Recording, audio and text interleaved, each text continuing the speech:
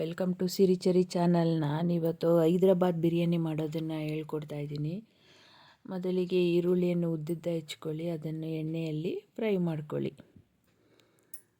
ಈರುಳ್ಳಿ ಕೆಂಪಗಾಗೋವರೆಗೂ ಹುರಿದಿಟ್ಕೋಬೇಕು.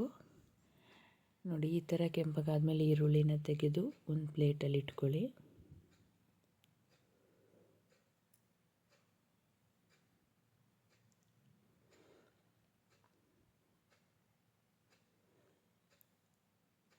ಈಗ ಒಂದು ಅರ್ಧ ಕೆಜಿ ಚಿಕನ್ಗೆ ಒಂದು ಅರ್ಧ ಬಟ್ಲು ಮೊಸರು, 1 ಟೇಬಲ್ ಸ್ಪೂನಷ್ಟು ಧನಿಯಾ ಪುಡಿ, 1 ಟೇಬಲ್ ಸ್ಪೂನಷ್ಟು ಅಚ್ಚ ಖಾರದ ಪುಡಿ, 1 ಟೇಬಲ್ ಸ್ಪೂನಷ್ಟು ಬಿರಿಯಾನಿ ಮಸಾಲ. ಇದು ಮನೆಯಲ್ಲೇ ಮಾಡಿರೋದು, ನೀವು ಬೇಕಾದ್ರೆ ಅಂಗಡಿದು ಹಾಕ್ಕೋಬೋದು, ಮನೆಯಲ್ಲೇ ಮಾಡ್ಕೋಬೋದು. ಶುಂಠಿ ಬೆಳ್ಳುಳ್ಳಿ ಪೇಸ್ಟ್ 2 ಸ್ಪೂನು, ಕೊತ್ತಂಬರಿ ಸೊಪ್ಪು, ಪುದೀನ ಸೊಪ್ಪು,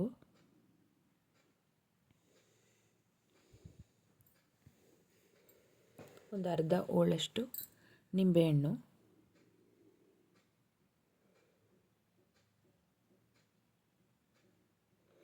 ರುಚಿಗೆ ತಕ್ಕಷ್ಟು ಉಪ್ಪು, ಸ್ವಲ್ಪ ಎಣ್ಣೆ.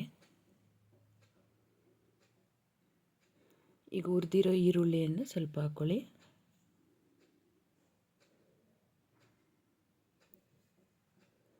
ಚೆನ್ನಾಗಿ ಮಿಕ್ಸ್ ಮಾಡ್ಕೊಳ್ಳಿ. 1 2ರಿಂದ 3 ಹಸಿಮೆಣಸಿನಕಾಯಿಯನ್ನು ಹಾಕ್ಕೊಳ್ಳಿ. ಒಂದು ಪಾತ್ರೆಯಲ್ಲಿ ಎಣ್ಣೆ, ಒಂದು ಸ್ವಲ್ಪ ಬೆಣ್ಣೆ, ಮಿಕ್ಸ್ ಮಾಡಿರೋ ಚಿಕನ್ ಮಸಾಲವನ್ನು ಇದರ ಜೊತೆಗೆ ಹಾಕ್ಕೊಳ್ಳಿ. ಚೆನ್ನಾಗಿ ಫ್ರೈ ಮಾಡ್ಕೊಳ್ಳಿ.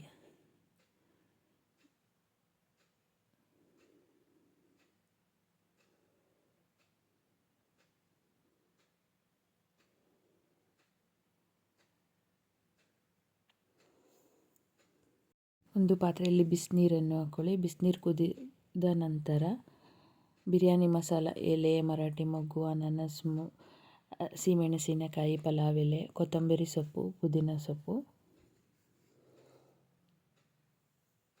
ಇದನ್ನು ಹಾಕೊಂಡು ಸ್ವಲ್ಪ ಬೇಯಿಸ್ಕೊಳ್ಳಿ. ನಂತರ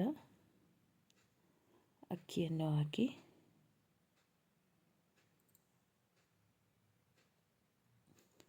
ಒಂದು 90% ಬೇಯಿಸ್ಕೊಳ್ಳಿ.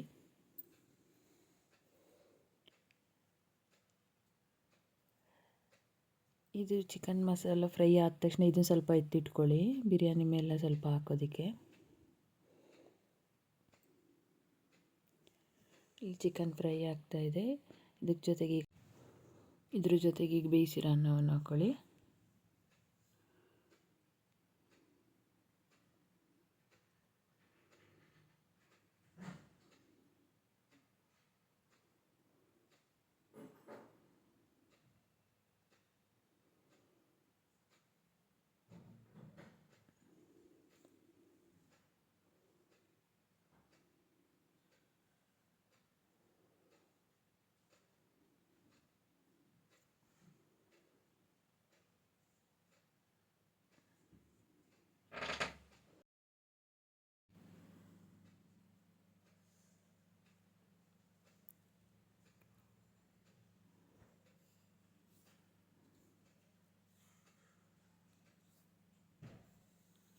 ಇದಕ್ಕೆ ಸ್ವಲ್ಪ ಹಾಲು, 1/4 ಸ್ಪೂನಷ್ಟು ಅರಿಶಿಣವನ್ನು ಮಿಕ್ಸ್ ಮಾಡಿ ಇಟ್ಕೊಂಡಿರಿ, ಅದನ್ನು ಇದರ ಮೇಲೆ ಹಾಕಿ.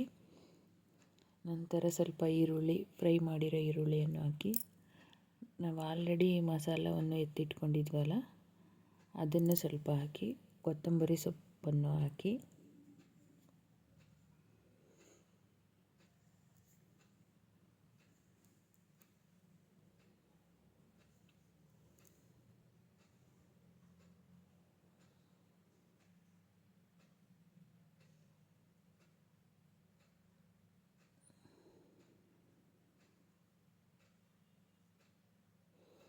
ನಂತರ 1 2 ನಿಂಬೆಹಣ್ಣನ್ನು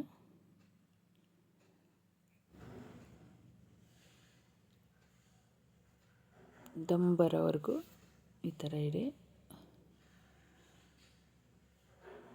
ನಂತರ ಫೈನಲ್ ಆಗಿ ನೋಡಿ, ಹೈದ್ರಾಬಾದ್ ಬಿರಿಯಾನಿ ರೆಡಿಯಾಗಿದೆ. ಟೇಸ್ಟಿ ಬಿರಿಯಾನಿ. ಯಾರಿಗಾರು ವಿಡಿಯೋ ಇಷ್ಟ ಆದರೆ ಲೈಕ್ ಮಾಡಿ, ಸಬ್ಸ್ಕ್ರೈಬ್ ಮಾಡಿ. ಟೇಸ್ಟ್ ತುಂಬ ಚೆನ್ನಾಗಿರುತ್ತೆ, ಟ್ರೈ ಮಾಡಿ ನೋಡಿ.